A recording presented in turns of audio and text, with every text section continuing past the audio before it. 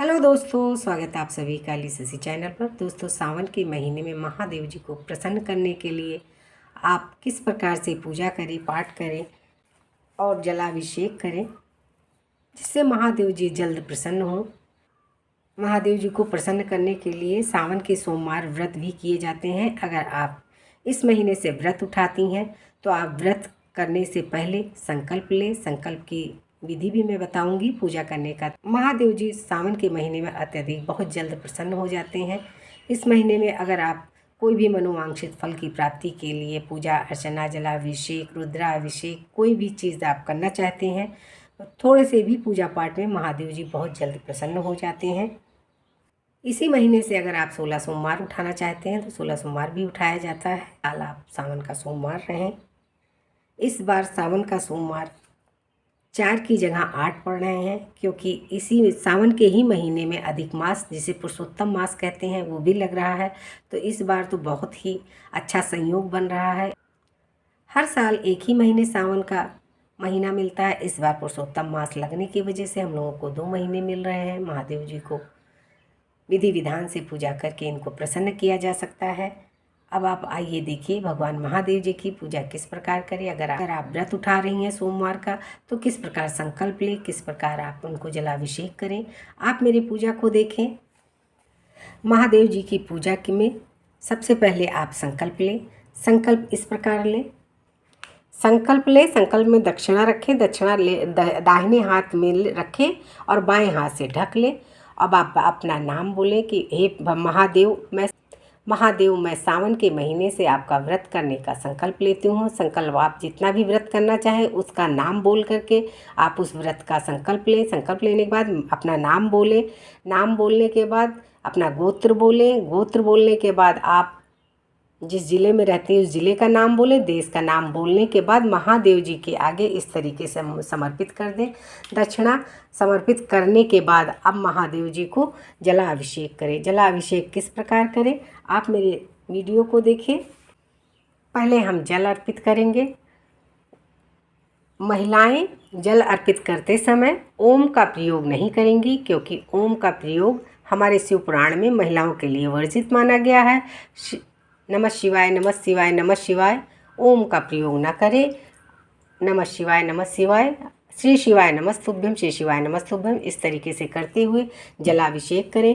पहले शुद्ध जल से करें, फिर गंगा जल से करें। इस तरीके से गंगा जल से करें, फिर दूध से जलाभिषेक करें। श्री शिवाय नमस्तुभ्यम, श्री शिव, फिर जल डालें। श्री शिवाय नमस्तुभ्यम, श्री शिवाय नमस्तुभ्यम, श्री शिवाय नमस्तुभ्यम, फिर दही डालें। श्री शिवाय नमस्तुभ्यम, श्री शिवाय नमस्तुभ्यम, श्री शिवाय, फिर जल डालें। श्री शिवाय, फिर शहद डालें, फिर जल डालें। श्री शिवाय नमस्तुभ्यम, श्री शिवाय नमस्तुभ्यम, श्री शिवाय नमस्तुभ्यम। ओम त्र्यंबकम यजामहे सुगंधिम पुष्टिवर्धनम उर्वारुकमिव वंदनात् मृत्यो मोक्षामृतात्। भगवान इस तरीके से जल डालें। जल डालने के बाद आप वही अक्षत अर्पित करें जो खंडित ना हो। इस तरीके से आप महादेव जी को चावल अर्पित करें, काला तिल अर्पित करें। ये सब धुल करके ही पहले से रख लें। काला तिल महादेव जी के ऊपर यदि आप काला तिल अर्पित करती हैं तो आप शनि की 7.5 चल रही हो, ढैया चल रही हो, शनि से महादशा चल रही हो, किसी भी प्रकार से आप शनि से पीड़ित हैं तो प्रतिदिन की पूजा में, प्रतिदिन महादेव जी की पूजा में आप काला तिल जरूर डालें। अगर नहीं डालती हैं तो सावन के सोमवार के दिन आप जरूर अर्पित करें काला तिल। फिर हरा मूंग अर्पित करें। श्री शिवाय नमः। गुलाल अर्पित करें। श्री शिवाय नमस्तुभ्यम, श्री शिवाय नमस्तुभ्यम। अगर आपका सूर्य कमज़ोर है तो महादेव जी के ऊपर आप गुड़ अर्पित जरूर करें, इससे आपका सूर्य मजबूत होगा। गरी का लच्छा और मिश्री आप जरूर चढ़ाएं। महादेव जी को सफ़ेद चीज़ें बहुत पसंद हैं। श्री शिवाय नमस्तुभ्यम। लौंग इलायची अर्पित कर दें। श्री शिवाय नमस्तुभ्यम। महादेव जी को बेलपत्री चढ़ाएं। बेलपत्री को इस तरीके से चंदन लगा लें। चंदन लगाने के बाद आप जय महादेव महादेव, श्री शिवाय नमस्तुभ्यम, श्री शिवाय, इस तरीके से श्री शिवाय नमस्तुभ्यम, श्री आक का पत्ता अर्पित कर दें। समी पत्र अर्पित कर दें। समी का पुष्प है। जय महादेव, भोलेनाथ की जय हो। दुर्वा अर्पित कर दें। श्री शिवाय नमस्तुभ्यं पुष्प अर्पित कर दें। सफ़ेद पुष्प अर्पित कर दें। रुद्राक्ष की माला है, अर्पित कर दें। ये चंदन की माला है। भस्म जरूर चढ़ाएं आप, भस्म चढ़ाना ना भूलें। जय महादेव। महादेव जी को जनेऊ चढ़ा दें, उपवस्त्र चढ़ा दें। जय महादेव। बेल अगर आपको मिल जाता है तो बेल भी चढ़ाएं, अगर नहीं मिलता है तो कोई बात नहीं, बेलपत्री ही चढ़ा दें। अगर आपको मिलता है तो आक का पुष्प जरूर चढ़ाएं, महादेव जी को बहुत प्रिय है। अब आप मीठा और फल भी अर्पित करें महादेव जी को। जय महादेव। सफ़ेद चंदन से इस तरीके से 3 धारी बना दें महादेव जी के ऊपर। धूप दिखा दें। श्री शिवाय नमस्तुभ्यं श्री शिवाय। शिव चालीसा जरूर पढ़ें। अगर आप शिव पुराण शुरू करना चाहती हैं तो सावन के ही महीने से शिव पुराण शुरू कर दें। अब एक बात की विशेष जानकारी हम आप लोगों को देना चाहते हैं। सारी पूजा हो गई, हमने इस महादेव जी को कटोरी में क्यों रखा, इसका आप रीज़न सुन लें कि क्यों रखा मैंने। ज्येष्ठ के महीने से महादेव जी के ऊपर जल के घड़े रखे जाते हैं, चाहे पीतल के हों, चाहे मिट्टी के हों, चाहे तांबे के हों, कि महादेव जी के ऊपर बूंद बूंद जल गिरता रहे। इसका महादेव जी ने समुद्र मंथन के दौरान उन्होंने विष पी लिया था। विष पीने की वजह से पूरी शरीर में उनके जलन होने लगी थी, शरीर उनका नीला पड़ रहा था, गले की जलन हो रही थी। महादेव जी बेहद परेशान थे। अब परेशानी के कारण महादेव जी ने, सारे देवी देवता उनको घेरे हुए थे, परेशान थे। महादेव जी की जलन शांत नहीं हो रही थी। फिर इसके बाद महादेव जी ने क्या किया कि शांत होकर के चुपचाप वहाँ से निकल कर के आकर हरिद्वार में नीलकंठ एक मंदिर है, उस मंदिर में आकर के विश्राम करने लगे। जब वो विश्राम करने लगे तब फिर माता पार्वती जी परेशान हुई कि महादेव जी मेरे कहाँ चले गए हैं। अब वो महादेव जी को ढूंढते ढूंढते ढूंढते ढूंढते नीलकंठ मंदिर के पास आई।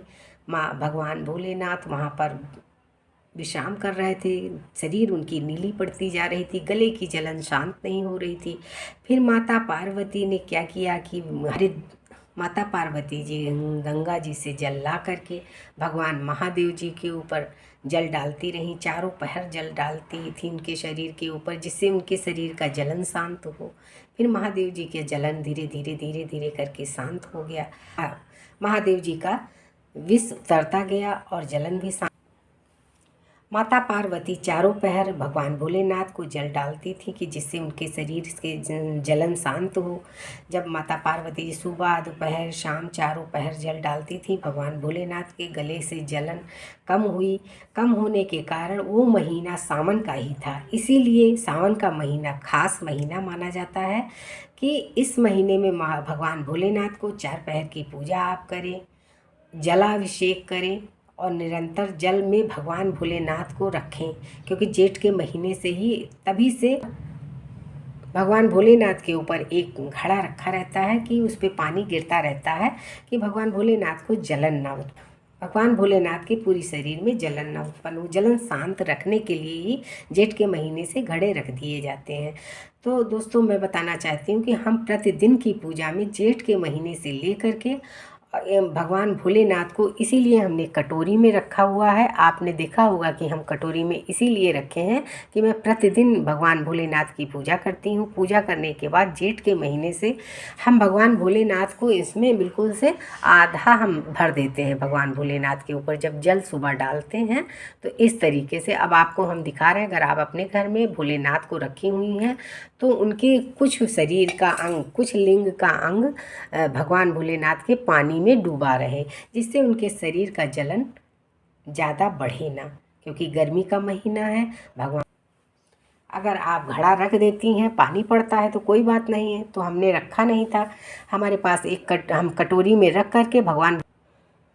दोस्तों अगर आप घर में शिवलिंग रखी हुई हैं तो इस तरीके से ही आप शिवलिंग के पानी में डुबो करके रखें आधे शिवलिंग को, जिससे भगवान भोलेनाथ की जलन शांत हो। नीलकंठ मंदिर में जा कर के भगवान भोलेनाथ का दर्शन किया, कनखल का दर्शन किया। कनखल की आप लोगों को विशेषता मालूम ही होगी कि भगवान माता सती जब कनखल में सती हो गई थी, उनके पिता ने नहीं बुलाया था, तो वो यज्ञ आज भी बना हुआ है और भगवान भोलेनाथ अपने गोद में लिए हुए माता पार्वती की प्रतिमा वहाँ लगी हुई है। अगर आप लोग हरिद्वार जाते हैं तो ये 2 जगह ज़रूर जाएं।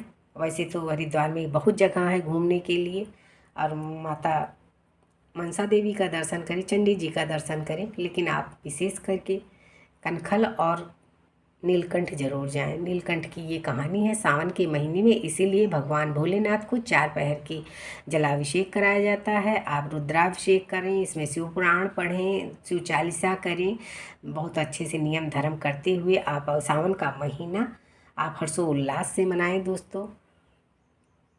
ये हमारी एक छोटी सी पूजा थी, जो हमें छोटी सी जानकारी थी। हमने सोचा आप लोगों को अपने भक्तों के समीप रखें। हो सकता है आप लोगों को मेरी बातें पसंद आई हों। अगर पसंद आती हैं, मेरी पूजा करने का तरीका अच्छा लगता हो, तो आप मेरे चैनल को सब्सक्राइब करें और वीडियो को लाइक करें। धन्यवाद।